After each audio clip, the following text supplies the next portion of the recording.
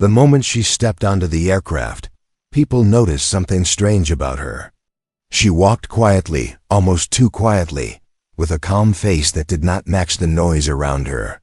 She carried no heavy bags, no fancy clothes, nothing that made her stand out, yet somehow she still did.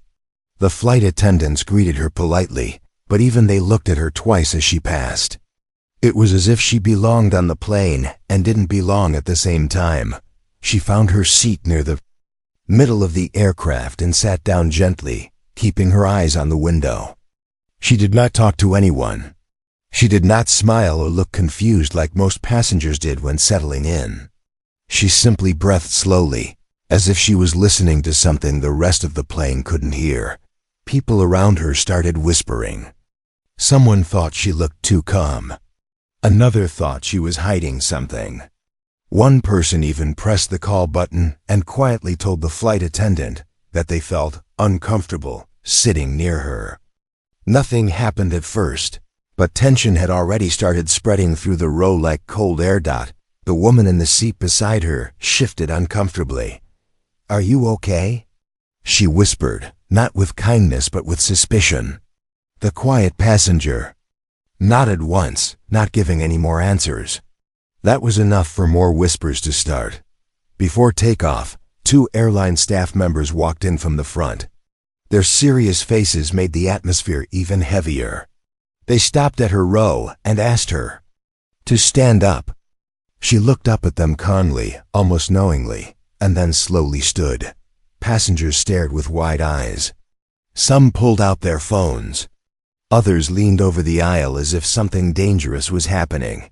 One of the staff members spoke softly, trying not to raise panic. "Ma'am, we need to ask you a few questions outside. Some passengers have concerns." She simply nodded and followed them, not arguing, not asking why.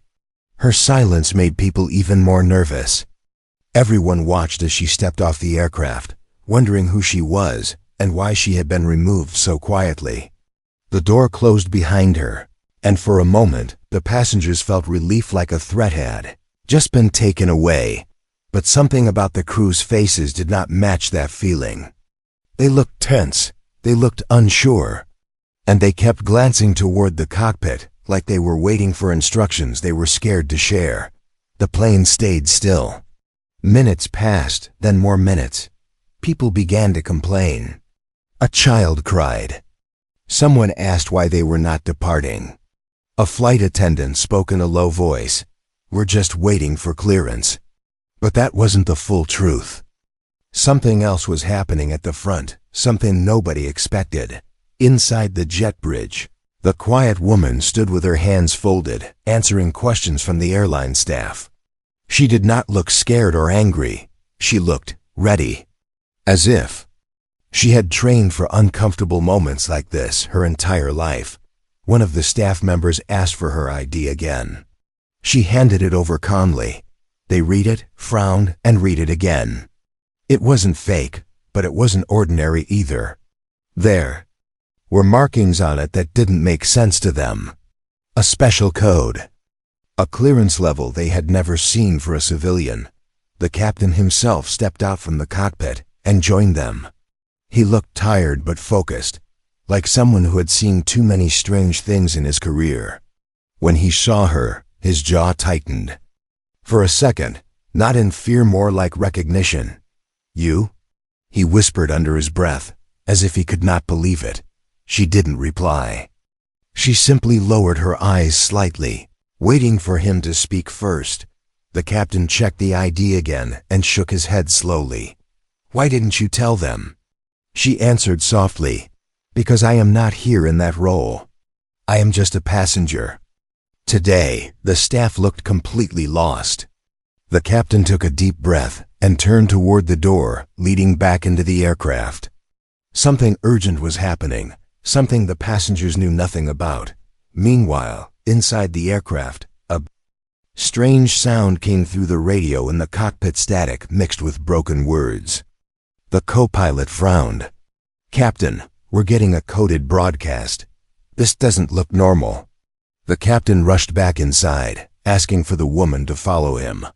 The staff looked confused, but he gave a single firm order that ended all questions. She needs to return to the aircraft immediately. Passengers were shocked when the door opened again and the same woman stepped back in. Some whispered angrily. Some asked why she was allowed back. But everything went silent when the captain spoke loudly from the front, loud enough for most of the cabin to hear. Everyone stay calm. We need her on board. The cabin fell completely quiet. Nobody understood what was happening. The woman walked slowly back to her seat, and this time nobody whispered, nobody complained. They just watched her, confused and uneasy, as she sat down. The overhead speaker crackled. The captain called out one word, a word that made her finally raise her eyes. Falcon.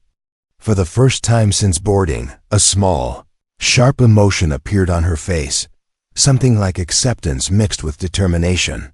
She whispered under her breath, "Ready." And the passengers had no idea that their lives had just changed. The plane finally began to move toward the runway, yet the atmosphere inside felt completely different now. No one could relax. People kept glancing toward the quiet woman who the captain had just called Falcon. The name alone created a strange pressure in the cabin, like everyone had suddenly stepped into a story they didn't understand. But the woman herself stayed calm. Her face didn't change. Her breathing stayed slow. She looked like she had already accepted something the rest of the passengers had not even realized was happening. A man across the aisle leaned forward, trying to make sense of her. Why would the captain call a passenger that? He whispered to the woman next to him. She didn't reply. She was too busy staring at Falcon, as if waiting for the moment the truth would reveal itself. When the aircraft lifted off the runway and climbed into the sky, Falcon closed her eyes, not to sleep, but to listen. It almost looked like she could hear something beyond the engines, something nobody else could sense. Her fingers gently pressed against her seatbelt, counting her breath in a steady rhythm. The flight attendants kept passing by her row more than usual. They looked nervous. One of them finally stopped beside her and whispered, "Just let us know if you need anything." Anything at all, passengers noticed. If she was just an ordinary traveler, why was the staff treating her like someone special? 30 minutes into the flight, the cabin lights dimmed slightly. Everyone relaxed their shoulders a little until the aircraft made a tiny, almost unnoticeable shake. Not enough to be called turbulence. Just enough for Falcon's eyes to open instantly. She turned her face toward the window, watching the distant clouds as if she expected them to move in a certain pattern. Something inside her shifted. The calmness was still there, but now it felt sharper, more alert. A soft beep came from the front. Not the regular seatbelt sign sound, something different. Something coded. The co-pilot's voice whispered from the cockpit speakers, but not through the public channel. Only Falcon's row seemed able to catch a faint static-covered echo. Passengers didn't understand a word. But Falcon did. She unbuckled her seatbelt quietly. The person beside her whispered, "Where are you going?" "We're in the air." Falcon didn't answer. Instead, she stood and moved in a slow, controlled way, as if she had trained for such moments her whole life. She walked toward the front, and this time, the captain himself stepped out to open the cockpit door for her. Everyone saw it. Every whisper stopped. What kind of passenger is allowed inside the cockpit mid-flight? The door closed behind her, leaving more questions floating in the cabin than oxygen. Inside the cockpit, the captain pointed at the radio screen. A coded message kept flashing, not dangerous, but urgent. The co-pilot gave her a headset. Falcon placed it gently over her ears, her expression tightening for the first time. A voice on the other end spoke in short, broken sounds. Falcon listened carefully, then responded in a calm, collected tone. The captain watched her like someone watching a professional at work, not a random passenger. When she removed the headset, the captain asked, "How bad is it?" Falcon shook her head slightly. "Not bad, but delicate. The co-pilot leaned closer. "Do we need to reroute?" "Not yet," she replied. "But something in our air corridor is off. I need to observe the pattern myself." "From the cabin?" the captain asked. She nodded. "Passengers will panic if they hear the details. Let them stay calm. I'll sit where I can monitor the signals properly." The captain agreed. Falcon left the cockpit and returned to her seat. Every pair of eyes followed her, but she pretended not to notice. She simply sat down and buckled up again. A few minutes passed in heavy quiet. Then something even stranger happened. The jets made another soft shake, again so small that some passengers didn't even feel it, but Falcon sensed it. She looked up sharply, as if someone had called her name without speaking. She took a slow breath, closed her eyes, and started counting under her breath. Her lips moved in a soft rhythm. She wasn't praying. She wasn't scared.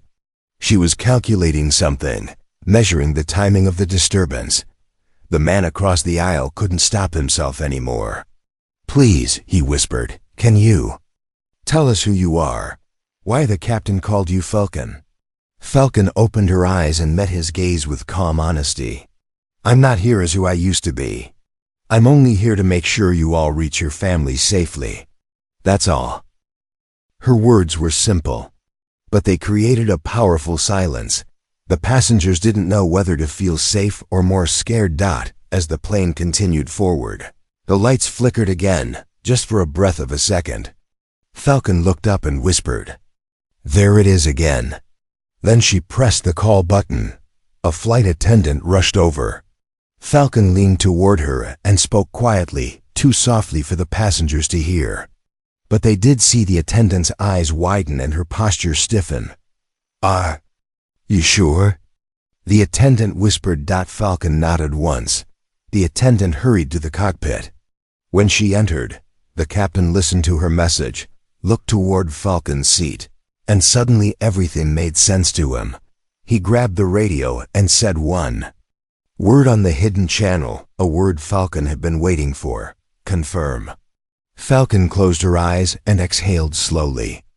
Whatever was coming, she knew it had just begun, and the passengers had no idea that she was the only reason the flight was still safe in the sky. The cabin lights returned to normal, but the passengers felt something changing in the atmosphere. Even though nothing big had happened yet, there was a tension in the air that people couldn't explain. It was like the plane was floating between two worlds, one familiar, one unknown.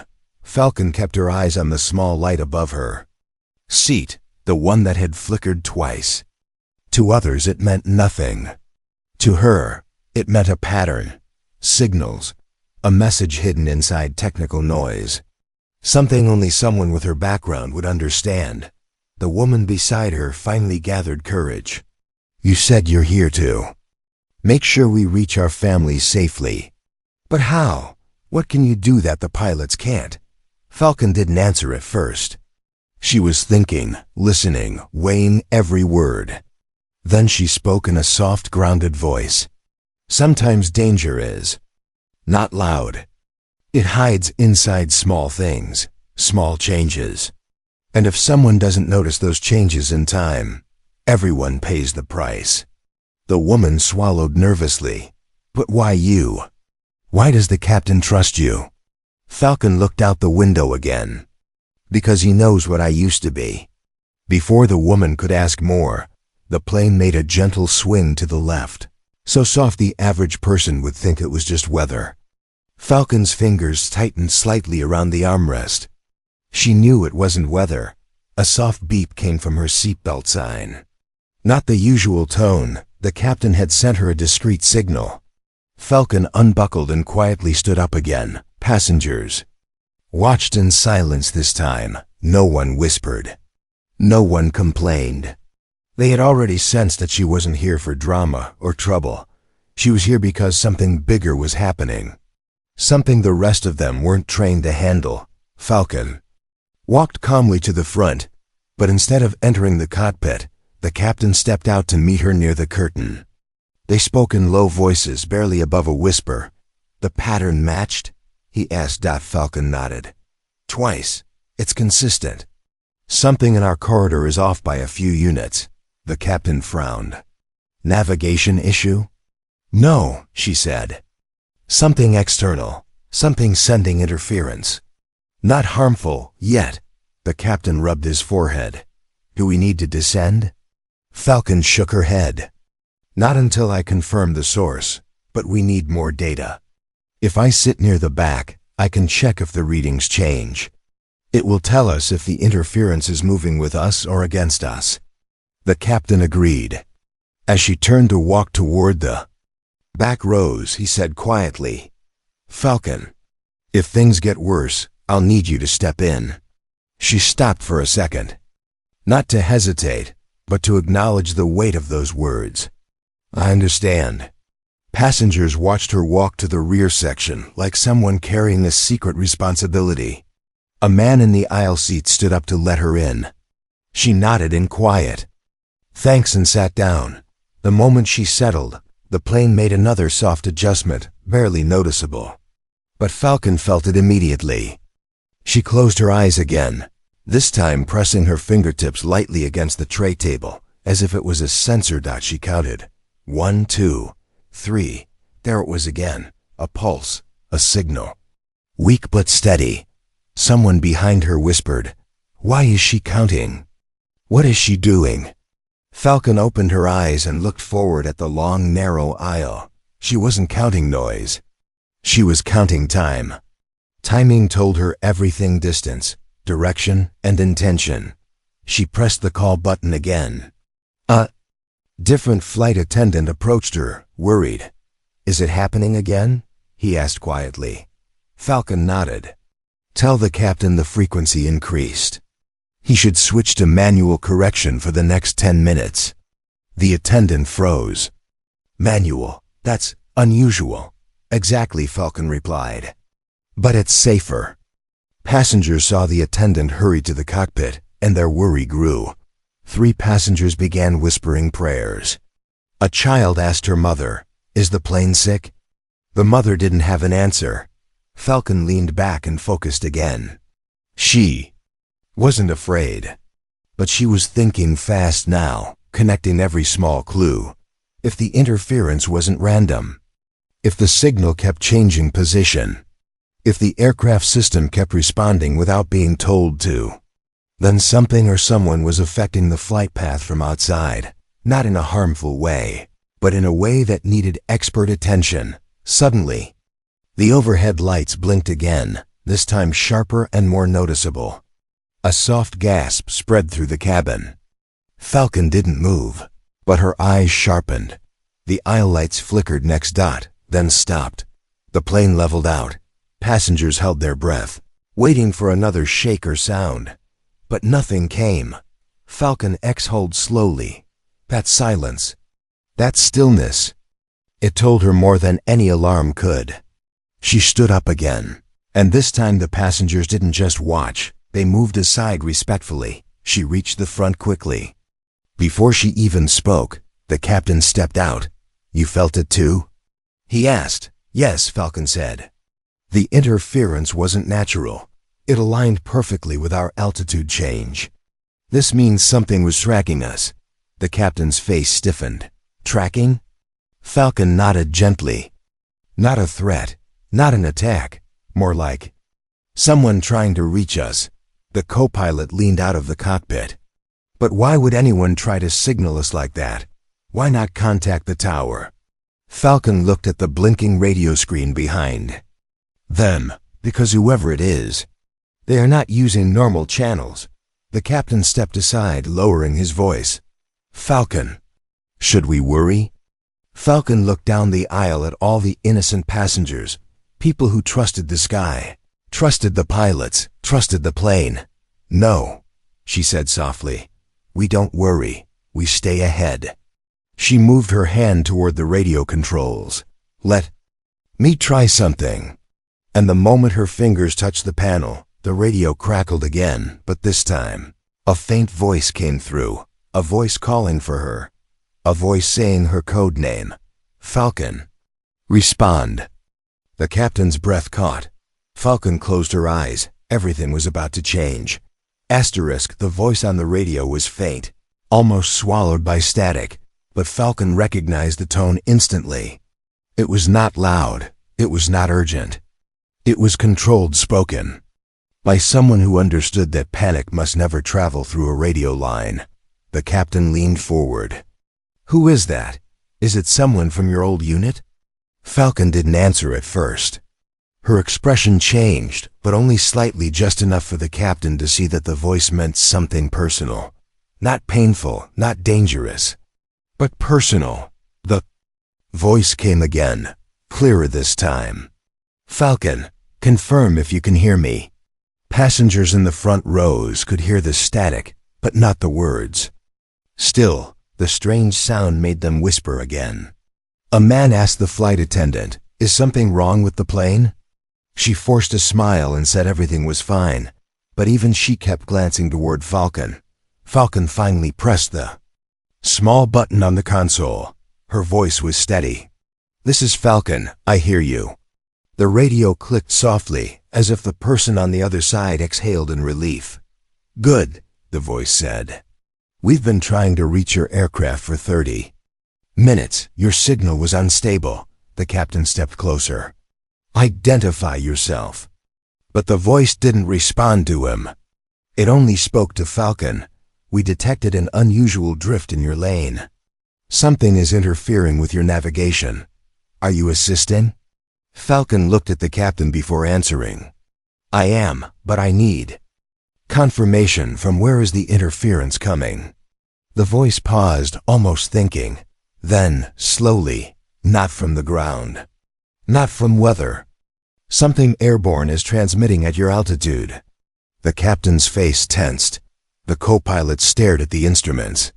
Nobody wanted to imagine what something airborne could mean. Falcon kept her calm. "Is it hostile?" "No." The voice replied. "If it were, your instruments would have failed completely. This is gentle interference, controlled, like someone testing proximity." The captain whispered, "Testing proximity? Why would anyone do that to a commercial flight?" Falcon didn't answer. She was thinking too deeply now, connecting the signals, the timing, the flickers of light, the tiny corrections the aircraft kept making by itself. She finally turned to the captain. "I need to see outside, not from the windows. From the observation port in the cockpit roof." The captain blinked. "No civilian knows about that." Falcon gave a small, respectful nod. "I said I'm not here as a civilian." The captain hesitated, but only for a moment. Then he opened the small overhead hatch, a place most passengers never knew existed. Falcon climbed the small step and leaned into the port, looking into the open sky above the plane. At first she saw only darkness and clouds, then something faint, a glimmer. A line of light far above their altitude, moving too smoothly to be a star and too quietly to be another plane.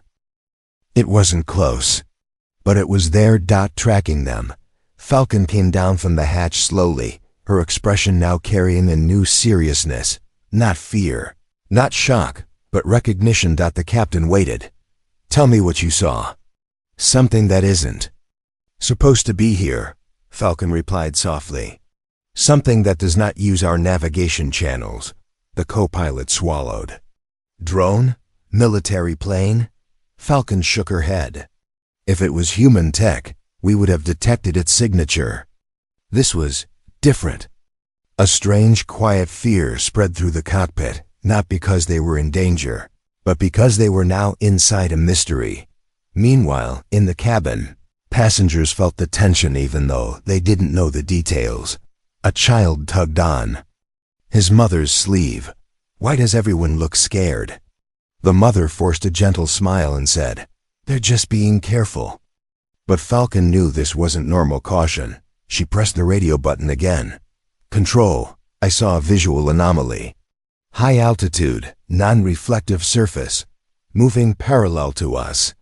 The voice on the radio became sharper. "Falcon, that matches our reading too. We've been tracking a silent object for 40 minutes. It changed direction as soon as your flight took off.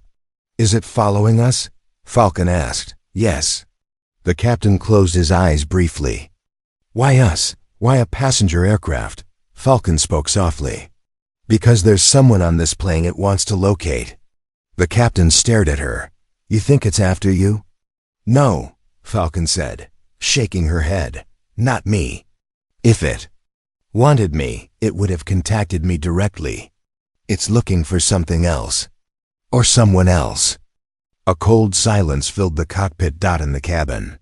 The people felt the change again, the slight shift of the jet, the quiet breath of the engines, the stillness that didn't match normal flight. Passengers sensed something invisible above them. Falcon stepped out of the cockpit and returned to the aisle. As she walked back to her seat, people watched her like someone carrying the answer to a question they didn't dare ask. She sat, buckled in, and looked out the window. Her fingers tapped softly on her thigh, counting again, listening, calculating. Frequency of the interference was getting faster, that the object was getting closer, but Falcon wasn't afraid. Instead, she whispered to herself, if you came all this way, then it must be important. The radio crackled again. This time the voice spoke urgently. Falcon, be advised, the object changed course again. It is descending toward your aircraft. Passengers jumped when the captain suddenly came on the loudspeaker with a steady voice they didn't realize he was fighting to control. Ladies and gentlemen, please stay seated. Everything is under control. But nothing felt under control. Falcon looked up at the ceiling, sensing the shift in pressure, the change in the rhythm of the engines, the faint tremble in the air. She knew what it meant. The object was no longer observing. It was approaching. The moment Falcon sensed the pressure shift, she knew the object above them was no longer just watching. Something in the air changed, a soft tremble, like the sky holding its breath. Most passengers didn't notice it, but Falcon felt it clearly. Her training had sharpened her senses in ways ordinary travelers never experience. She looked around the cabin. People were already anxious from the earlier flickers. A mother held her child close. A man wiped sweat from his forehead. A student tightly gripped the side of his seat. No one knew the real reason for the tension, but everyone felt it. Falcon slowly stood up. One passenger whispered, "Please tell us what's happening." Falcon paused for a moment. She didn't want to scare them, but hiding the truth would only make things worse. "Something outside is trying to contact this aircraft," she said softly. "But it's not a threat. We're safe for now." "Contact us, like another plane?" the man asked. Falcon shook her head gently. "No, not like that." Before more questions could spread, the captain stepped out of the cockpit. His expression was calm but tight, the kind of look a person wears when they understand the seriousness of a situation, but must pretend everything is normal. "Falcon," he said quietly, "we're getting another reading." The object slowed down and aligned with our speed. Passengers overheard that, and their nervous whispers grew louder. A few stood up, but Falcon raised a hand softly. "Please stay seated," she told them. Her voice was firm but warm. "Nothing is happening to the plane. We're just trying to understand what's outside." The captain nodded in agreement and returned to the cockpit. Falcon walked toward the middle of the cabin again and gently placed her palm on a panel near the emergency exit. To everyone else, it was just part of the wall. But Falcon knew the metal vibrated differently based on air pressure. She could feel faint pulses like a heartbeat far above them. One passenger asked shakily, "Is it getting closer?" Falcon didn't lie. "Yes, but if it wanted to harm us, it wouldn't approach this quietly." A soft ding came from the intercom. The co-pilot's voice sounded worried but controlled. "Falcon, can you come to the cockpit?" Falcon walked quickly. When she entered, the co-pilot pointed at a small screen. A faint shape hovered on the radar, too large to be a drone, too smooth to be a jet, too quiet to be normal. "It's matching our altitude exactly," the co-pilot whispered. Captain glanced at Falcon. Do you know what this could be? Falcon studied the pattern on the radar. It's responding to our position changes. Almost like it's following my movement rather than the plane. The captain froze. Your movement? Why would it? Follow you? Falcon didn't look away from the screen. Because someone out there knows who I am. The cockpit went cold. The captain stepped closer. Falcon, is someone tracking you? Her voice softened, almost sad. Not in a harmful way, but someone might need something from me. Something important. Before the captain could ask more, the aircraft gently dipped, not sharply, just a small downward shift. The passengers panicked and gasped loudly. Flight attendants rushed to calm everyone. The co-pilot checked controls. We didn't descend. The plane adjusted itself. Falcon. Breathed slowly. It's reacting to the external signal. The captain rubbed his forehead. Why would the object make us descend? So it can get closer. Falcon answered calmly. The co-pilot swallowed hard.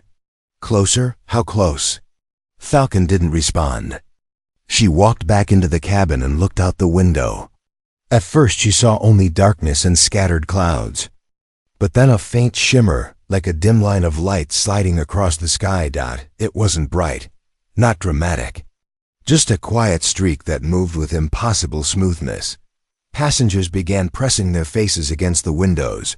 What is that? Someone whispered loudly. Another person clutched their chest. The child from earlier pointed and said, Mama, the sky is glowing. The glow faded after a second, but Falcon's heart beat faster, not out of fear, but recognition. She had seen that kind of movement before, long ago. In a place she no longer talked about. Falcon finally spoke, her voice steady. Everyone, please. Stay calm. This object is not attacking us. It is trying to send a message. A message? The woman beside her asked. To who? Falcon looked down, her expression softening. To me. That silence in the cabin was different now. It wasn't confusion, it was trust mixed with deep curiosity. Passengers could tell Falcon wasn't hiding anything to protect herself. She was trying to protect them. The radio crackled again. The same voice from earlier spoke, more urgent now. Falcon. We just received a new reading. The unidentified object has begun syncing with your aircraft's trajectory. Whatever it's doing, it's purposeful. Falcon closed her eyes. The pieces started connecting in her mind, the signals, the flickers, the object's movements, her old training, the strange timing of her presence on this particular flight. She took a slow breath. It's not random, she whispered. It's looking for confirmation. The captain asked, confirmation of what? Falcon looked at him with calm, steady eyes.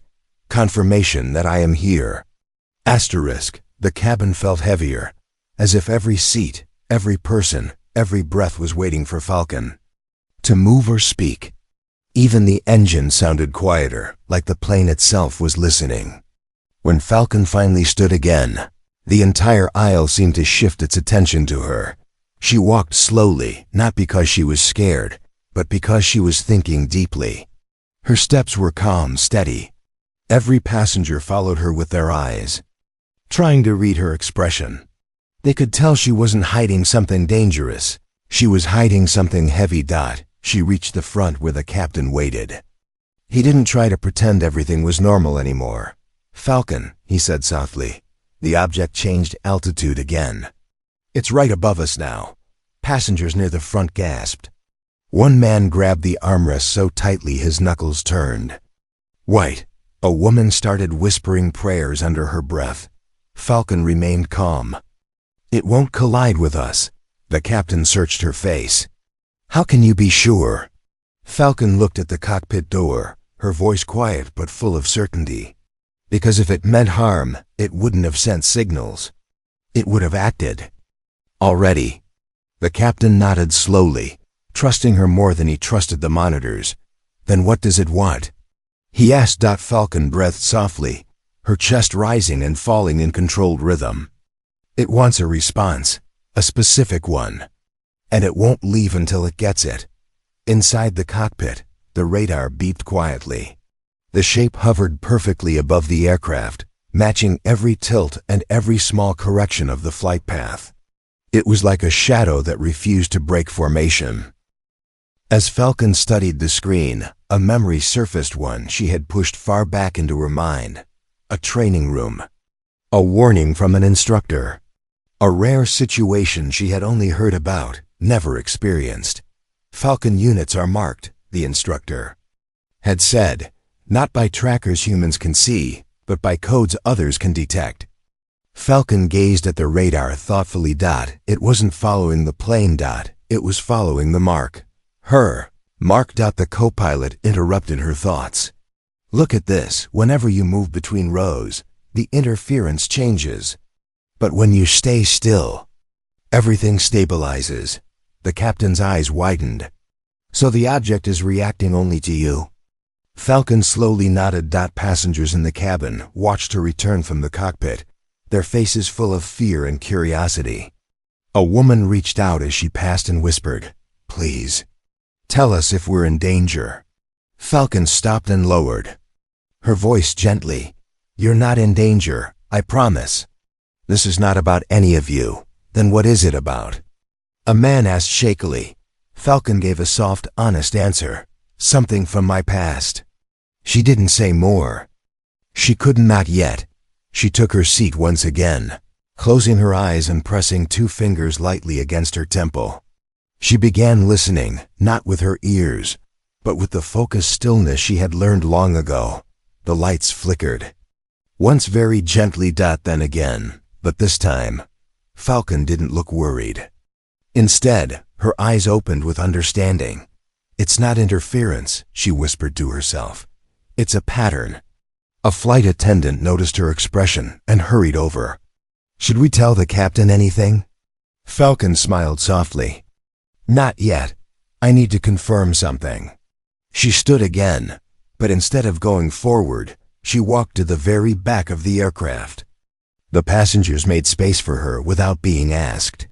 They trusted her and outrusted her calmness more than the announcements, more than the screens, maybe even more than the pilot's dot at the very rear window. She stared into the dark sky behind them, and there it was, a faint line of light following the aircraft, not bright, not threatening, but steady, constant, like a signal waiting for acknowledgement. Falcon touched the glass lightly with her fingertips. The line brightened for a second. "Passengers," gasped. Someone whispered, Did answer her?" Falcon stepped away from the window, her expression shifting into something no one had seen from her before. Not fear, not stress. Recognition. She walked straight to the intercom phone and picked it up. "Captain, I need you to maintain altitude for the next 10 minutes. No changes, no turns. Just hold steady." The captain didn't argue. "Copy that." Passengers watched her in silence.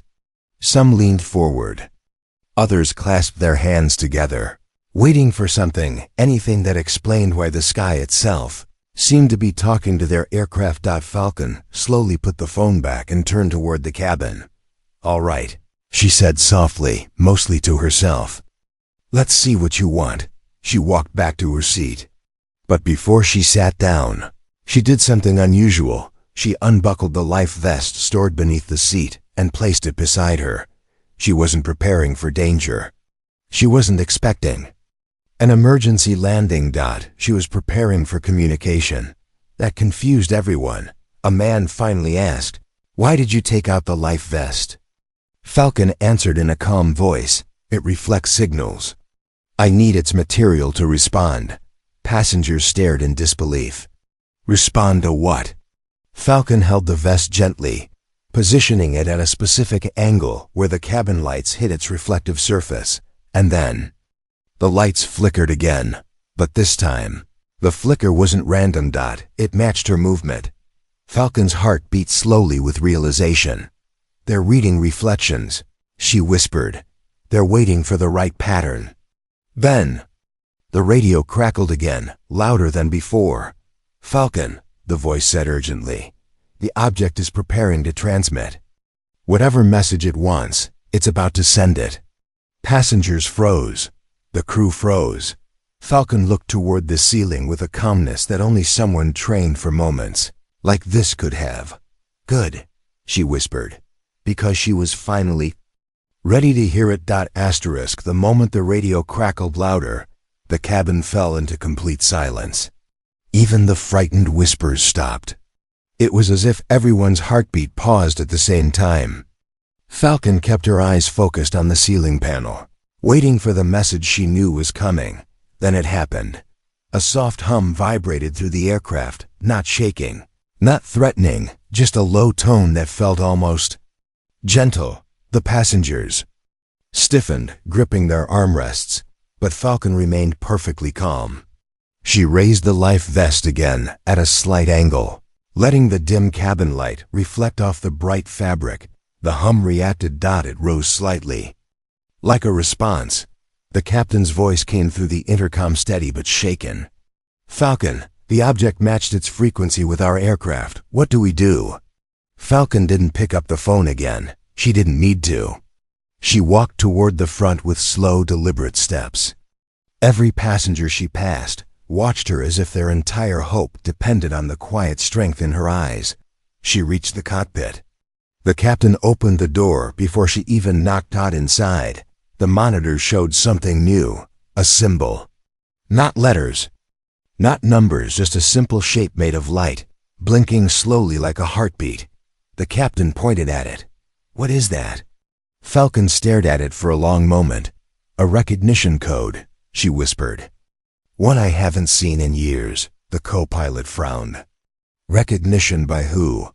Falcon took a deep breath, her voice softening. "By a unit I used to be part of. A special group that monitored unusual aerial signals worldwide. Only a handful of us knew about it, and only a few of us were marked." The captain kept his eyes on her. "Marked how?" Falcon looked down at her hands. "We carried internal signal tags.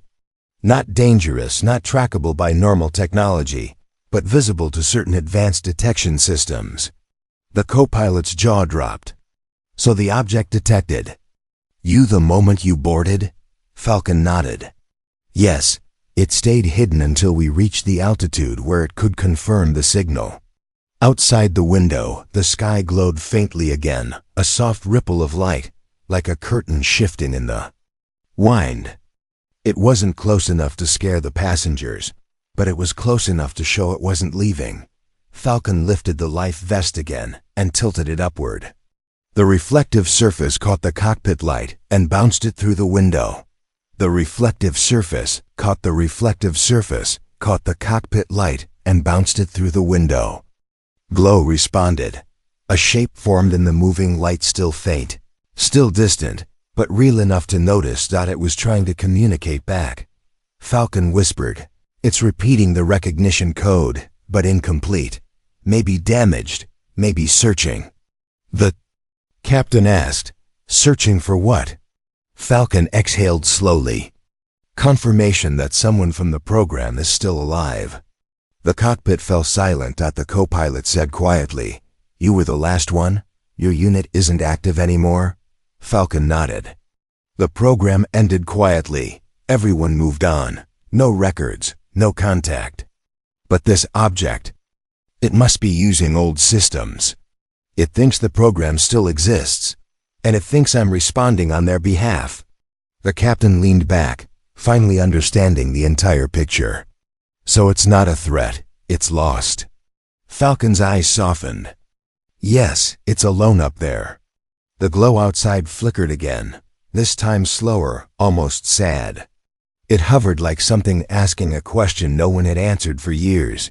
Falcon placed her hand on the glass window gently, as if comforting the sky itself. She spoke softly, almost like she was speaking to a child. "I hear you, you're not alone. But the program is gone. You don't need to follow anymore." The object responded with one long soft shimmer, a goodbye, a recognition of her words. Then slowly, the glow faded. The shape drifted upward. Fast, not fleeing, just peacefully rising. Like something finally released from a long mission, the radar beeped. The object's signature weakened, then disappeared entirely. The sky returned to normal. No interference, no tremble, no flicker. Just the quiet engines, guiding the aircraft smoothly through calm clouds. Falcon lowered her hand and stepped back from the window. The captain let out a breath he had been holding for minutes. "It's gone," he said. Falcon nodded gently. It found what it needed. When she walked back into the cabin, people stared at her with a mixture of relief, awe, and respect. A woman whispered, Did you save us?" Falcon shook her head. "No, we were never in danger." "Something out there just needed clarity," a man asked. "Why you?" Falcon smiled softly, a warm, human smile no one had seen from her before. "Because sometimes our past follows us until we properly say goodbye." The passengers relaxed slowly. Tears of relief appeared in some eyes. Soft laughter returned in small pockets of the cabin. A child waved at Falcon. She gently waved back. By the time the plane began its descent toward the airport, everything felt normal again. The sun peeked through the clouds, painting the cabin with gold. People gathered their belongings. Flight attendants walked around with calm smiles. As the aircraft touched down with a smooth landing, the captain made one final announcement. "Ladies and gentlemen, thank you for staying calm. And a special thank you to our passenger Falcon. We couldn't have done this without her." Every passenger clapped. Falcon lowered her eyes shyly, not used to applause. She didn't stand, she didn't bow.